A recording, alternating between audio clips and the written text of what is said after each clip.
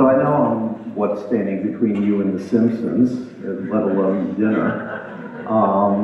But I do want to I'm very excited to talk to you all about that we are planning at the National Institute of Drug Abuse, along with several other institutes at NIH. And this is names, and we keep changing the name. And this right now, it's either the National Longitudinal Study of Neurodevelopmental Consequences of Substance Abuse. Sue Weiss is actually the chair of the work group, so that's why it has her name on it.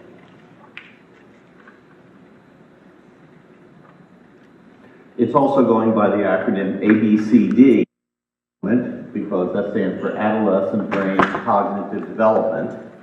So that's easier to remember. And this is a collaboration between now called CRAN, because we're the government and we love acronyms. And so this is a collaborative, CRAN is the functional integration of institutes that are involved in various aspects of substance, primarily NIAAA, NIDA, the Cancer Institute, which has a large nicotine portfolio, and also the Child Health Institute is involved with this, and maybe others that are going to be pulled in other agencies perhaps. So this is a very large and complex initiative.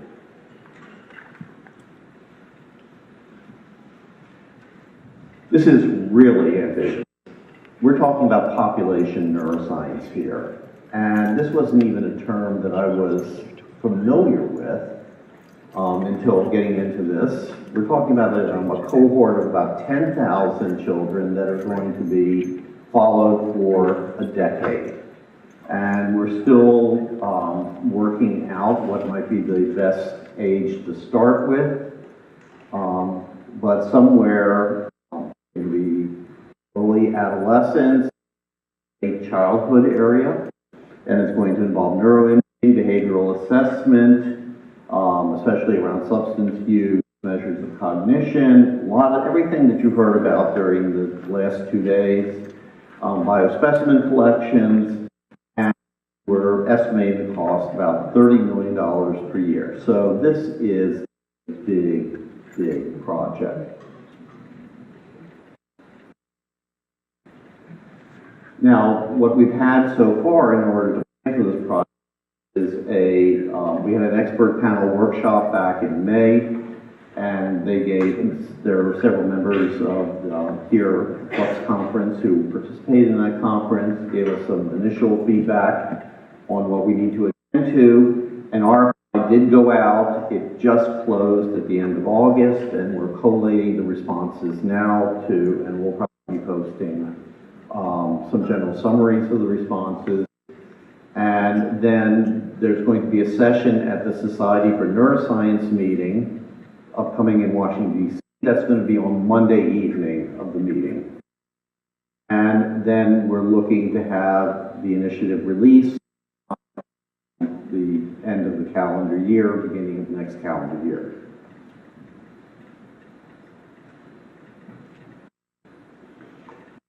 Some of the issues that came up during the workshop and during our subsequent programmatic work group meeting are study sample size. So again, we're dealing with things, at least for me, as someone who's been engaged in the neuroimaging field, to think about population size sampling as opposed to laboratory size sampling requires cognitive.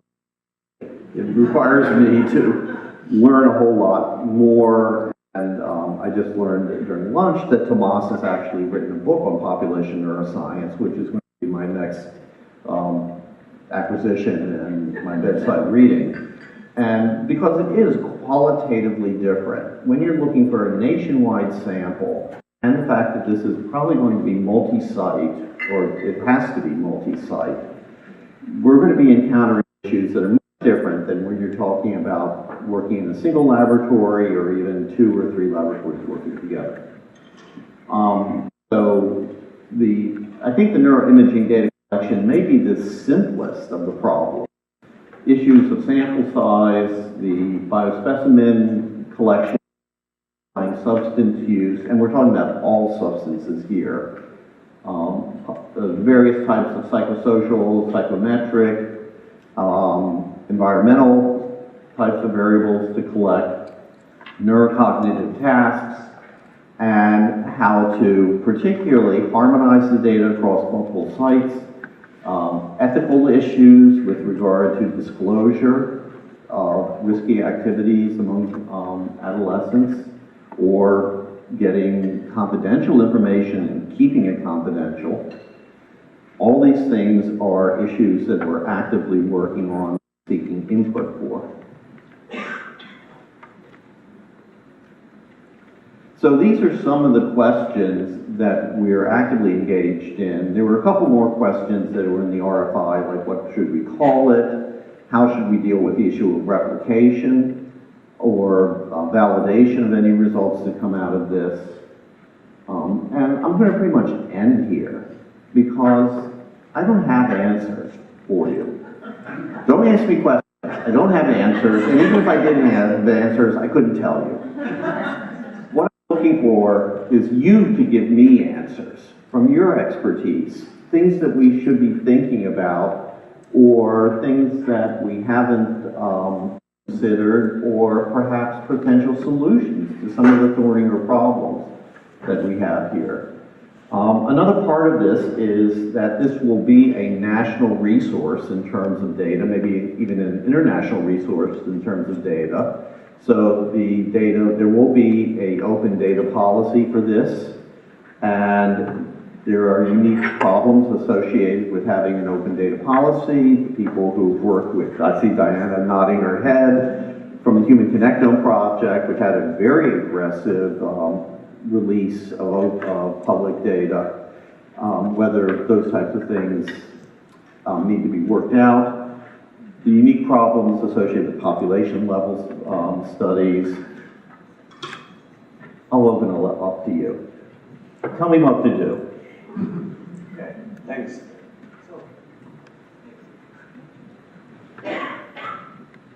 So Steve, I was at the workshop and I know you didn't want a question, but if you could just provide a clarification, because much of the discussion when we arrived at that workshop was, this is more about a pharmacological study, really focusing on the impact of substances on brain development.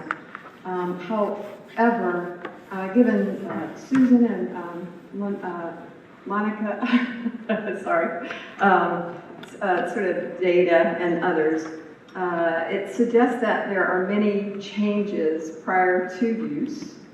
And if it were just a pharmacological study, wouldn't we get a lot more traction with animal models, such as some of the questions that came up about, are you getting an earlier closure of a sensitive window?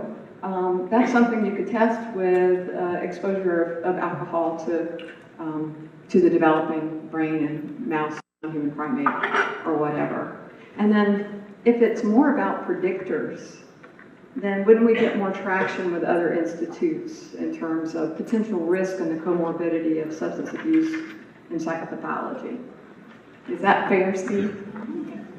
Sure. And a complex question requires a complex and vague answer. Because I'm from the government, and what else am I going to say? So, let me take first the issue of a pharmacological study. It kind of started out that way. And like, it grew like Topsy. And it has expanded greatly in its scope, and especially as we've developed collaborations with other institutes, and those other institutes need to have their missions represented in this study. The scope of the study has grown tremendously.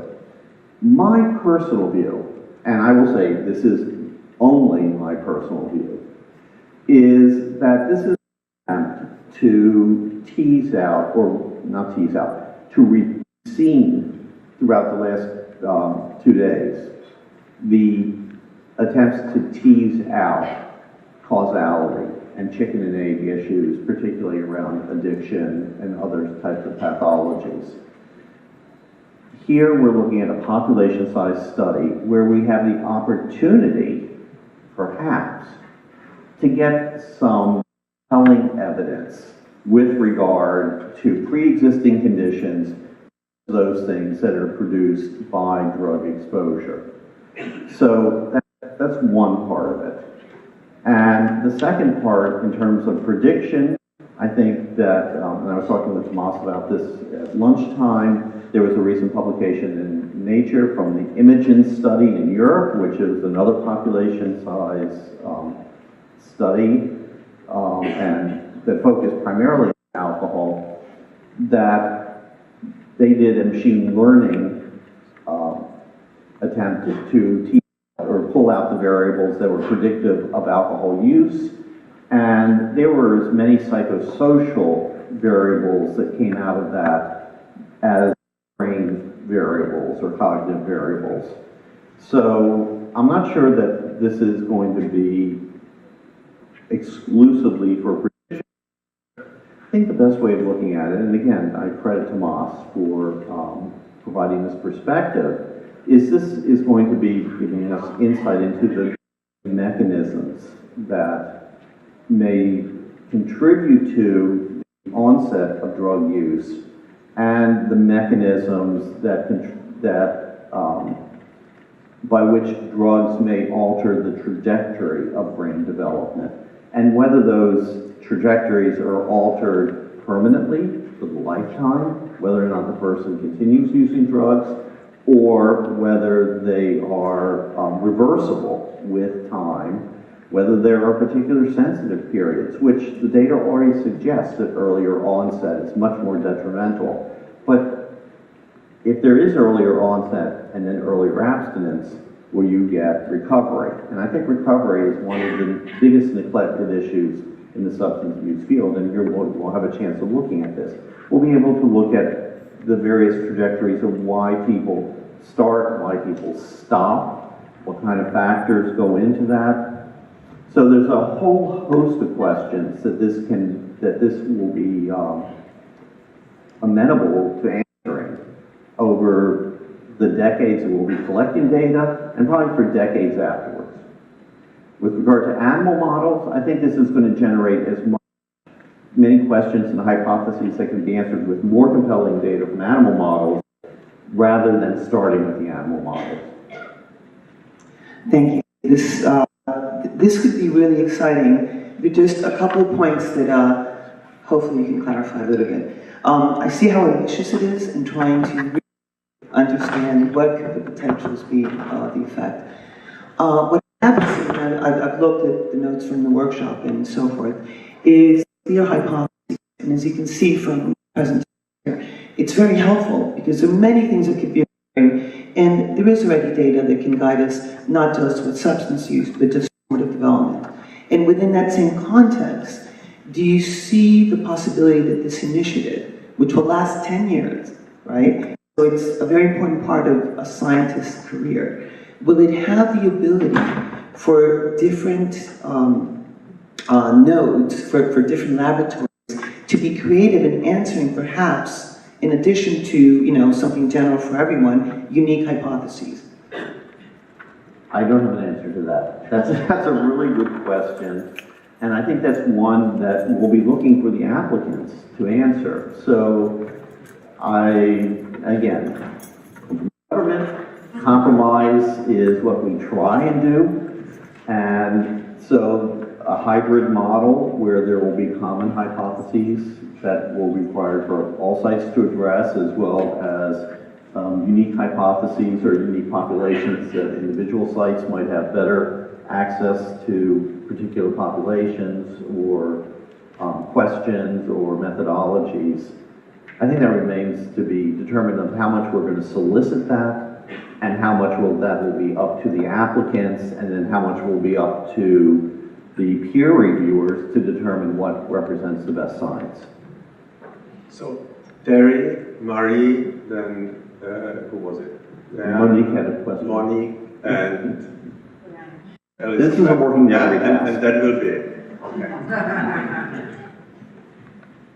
Steve, you probably already know that I joined a group to file in response to the RFI, but I just wanted to stress one point that I thought was particularly important, and that's that in the beginning planning, it seemed that there was that the approach was going to be to try to recruit the whole cohort rapidly and in the youngest ages, and then to have sort of more fully longitudinal design. And I just like to stress that I've talked to a lot of people about this since that time, and a lot of people are very concerned about that design, and think that a cohort sequential design would be much more appropriate for a study like this, in part because fully longitudinal design is so likely to fully conflate age with so many covariates of interest, like the sort of chemistry and potency of the drugs, the drug delivery systems, the policies, other cultural factors that are going to occur, other secular changes. Also covariant, nuisance covariants like changes in the technology. All of those things would be fully conflated with age of the cohort if you didn't adopt a cohort sequential design. So I think a lot of people are very concerned about the idea of it being a fully longitudinal study, and so I just wanted to stress that I think should be given some consideration, the idea of really stretching out the age range at the baseline, and maybe even sampling across the entire intended age range of the study with at least a small subset of the cohort to sort of pick up these second. I will convey that back to the work group. This is the approach, what Terry was talking about. The Candace study we heard about earlier took this kind of approach where they had a staggered recruitment design. It wasn't fully longitudinal. And we have considered that, and the trade-off is between the increased statistical power that you get from a fully longitudinal design versus the ability to get some rapid data or rapid results back from a cohort study, but given that the cross-sectional cohort study may have more variance associated with it.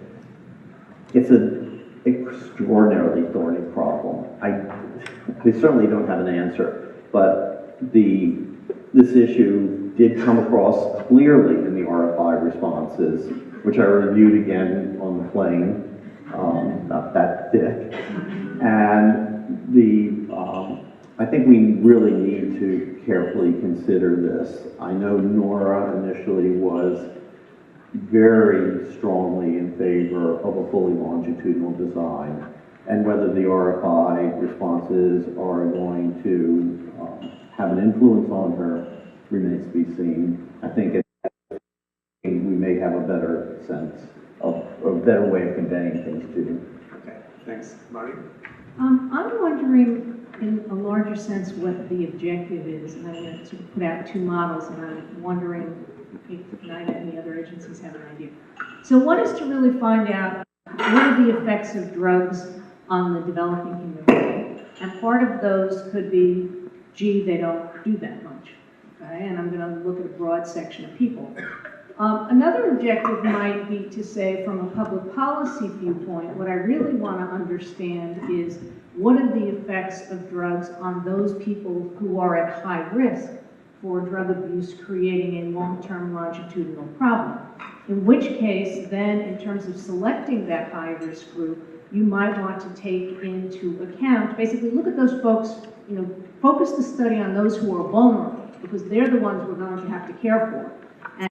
Much higher pre-selection of folks who then end up having problems, either for some of these psychosocial measures that came out of Imogen study or executive function that we've heard about, or we know that there are genetic liabilities to this. So is this just a study to find out what do drugs do to the whole range of the human brain, or is it going to be more focused on those populations who are actually the biggest health problem or create the biggest burden on society and have the biggest negative effects for them?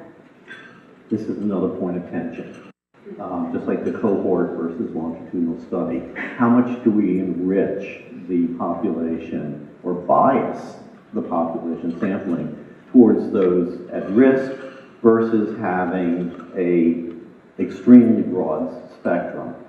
And we started out, and when we started first thinking about this, one of the first things that we did was contact people in Imogen. We contacted Tomas with his Saginaw study. We talked to the people who were organizing in Canada, which was just getting off the ground. And one of the concerns was that only a relatively small fraction of the population is going to progress to true dependence or clinical diagnosis, let's put it that way. Let's roughly say 10%. You're going to have a much higher prevalence of use. And when this topic has come up, again, we have people who take a wide variety of positions, and then the counter to this is we're going to have such a large sample, 10,000, that we can accommodate all of these issues. And even if only 10% move to dependence, we will have 1,000 people, which is still larger than we normally have. I'm not totally satisfied with that answer, to tell you the truth, but it is a question I'm struggling with. So I'd like to tell me what to do. Well, I mean, I think it depends on what other questions you want to ask. So if what you really want to do is break down the effects of alcohol versus cannabinoids versus things of that nature, then, 1,000 people really isn't that big. And then you've lost you've got these 9,000 people who really aren't giving you that much information. Unless, of course, part of what you want to know is, how many people are resilient or what parts of the brain don't get affected. But, it's a 9-to-1 ratio on your data. Let me interrupt you for a moment. Let's just do an experiment. Let's crowdsource the problem right here in the room with people who are particularly interested in this question. How many people think that we should enrich the study with high-risk populations? And how many people think that we should strive for a representative national sample?